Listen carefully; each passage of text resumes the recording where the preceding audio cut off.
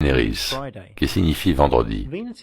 Vénus est loin d'être ce que le prof de sciences de votre école locale pense.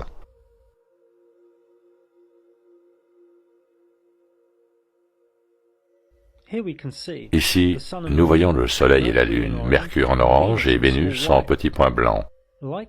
Comme Mercure, Vénus se déplace toujours à proximité du Soleil, mais moins vite, et s'écarte plus de celui-ci que Mercure, tout ceci dans un cycle plus lent. Ce qui fait de Vénus l'étoile du matin, avant le Soleil, ou l'étoile du soir, après le Soleil. Son cycle prend 225 jours. Vue à l'œil nu, Vénus ne semble pas scintiller, mais plutôt briller d'un éclat argenté régulier, en faisant le deuxième luminaire le plus brillant du ciel nocturne après la Lune. De toutes les étoiles vagabondes, Vénus et Mercure sont les seuls à comporter des phases. Vénus apparaît donc également de tailles différentes, et là encore, soit il y a une apogée et un périgée, soit elle change de taille là où elle se trouve, à la même altitude.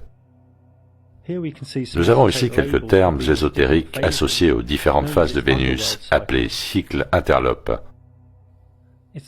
Sa chute comme étoile du soir, puis sa naissance comme étoile du matin. Là aussi, il n'est pas nécessaire de le représenter en cercle autour du Soleil, cela pourrait être une ligne droite. Le cycle synodique complet de Vénus, de sa conjonction inférieure à sa conjonction inférieure, dure près de 584 jours, soit 1 année,6. Cela est dû à l'interaction du cycle de 225 jours de Vénus avec le cycle solaire de 365 jours. Et Vénus, qu'elle tourne autour du Soleil ou pas, à chaque fois qu'elle le rencontre, elle forme 5 points, et ces 5 points sont en géométrie parfaite au-dessus de nos têtes. Ceci est connu comme la danse de Vénus. Et ces 5 points forment un pentagramme parfait, comme des fractales dans le ciel. Cela était bien connu des mystiques de la Renaissance. Ceci représente le cycle actuel de Vénus dans sa danse. Vénus compose aussi des figures géométriques avec Mercure. Et tout ça sort d'un Big Bang aléatoire, enseigne-t-on à nos enfants, via le Programme commun mondial de contrôle mental. Vénus est la seule étoile vagabonde en dehors de Mercure qui semble passer devant le Soleil. Mais comme avec Mercure, nous ne savons pas vraiment si c'est devant le Soleil ou à l'intérieur de celui-ci, ou si, comme la Lune, elle disparaît sous un effet pranique ou magnétoélectrique. Le transit de Vénus est plus rare cependant, avec au catalogue un schéma de récurrence de 8 ans. Vénus vient du mot latin Veneris, qui signifie vendredi. Vénus est loin d'être ce que le prof de sciences de votre école locale pense.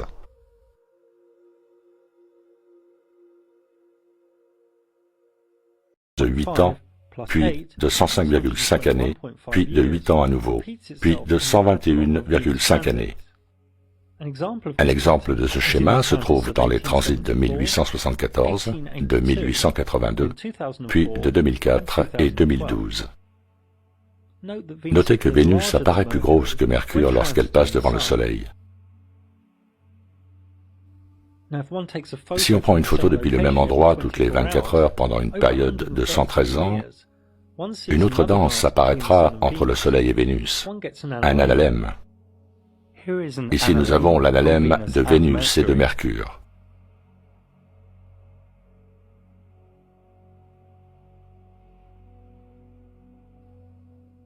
On peut prétendre que toutes les deux sont en orbite autour du Soleil.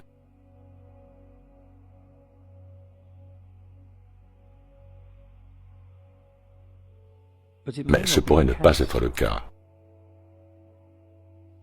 Ici, ce point se déplace sur une simple trajectoire elliptique. Mais si on ajoute d'autres points, celle-ci apparaît maintenant verticale, du haut vers le bas et d'un côté à l'autre. La trajectoire n'apparaît elliptique que lorsque le point est isolé, donc ne tirons pas de conclusions hâtives concernant Vénus et Mercure. D'un point de vue astrologique, Vénus signifie la beauté esthétique, la romance, la recherche de faveur, la dynamique relationnelle, l'harmonie, la grâce et la sensualité féminine. Vénus siège au centre de la constellation de la Balance, un signe d'air, énergie de l'équilibre, de la concordance, de la passion, de l'analyse et de l'esprit solide. Elle dirige aussi la constellation du Taureau, signe de terre, l'énergie de la nature, du raffinement, de la possession, de l'endurance sans faille.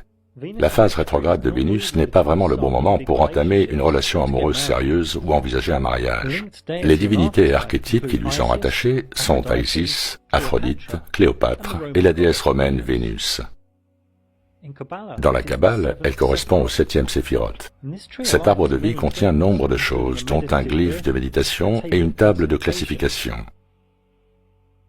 Table qui permet à tous les mythes, toutes les herbes, les pierres précieuses, les fragrances et les divinités ayant jamais existé d'y trouver leur juste place. Dans un séphiroth ou dans l'une de ses 22 branches. Le vieux codex Maya de Dresde savait exactement à mesurer précisément les cycles de Vénus. Et sur sa dernière page, y est décrit une inondation cataclysmique. Mars, Saturne et Jupiter sont moins complexes. Elles se déplacent sur leur propre écliptique, sans s'occuper du Soleil ou d'autres luminaires. Elles ont un mouvement rétrograde de temps en temps, mais pas de 8 ans